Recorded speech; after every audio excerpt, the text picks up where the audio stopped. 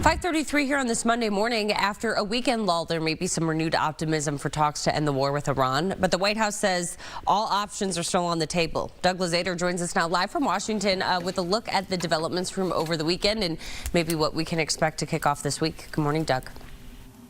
Good morning. Oil prices are down a bit. Gas is pretty much leveled off here at home, but this could be just a quick pause in the fighting.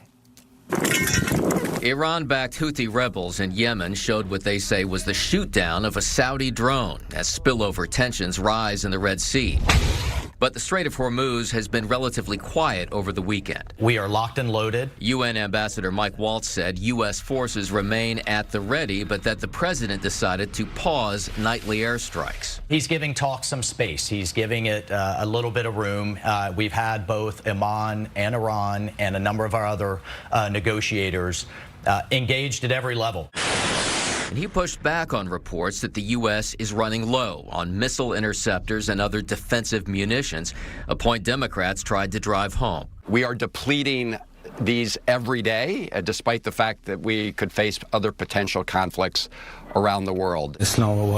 Iran claimed to have stopped its attacks in turn because of the pause, but some see this as perhaps the calm before the storm. I think the president's preparing to go the full way on this, and that's why part of this break in the effort, position forces and be prepared to go to the next step of escalation.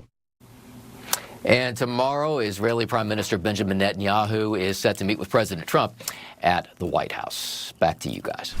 Okay, that's Doug Luzader with the very latest from Washington this morning. Thank you, Doug.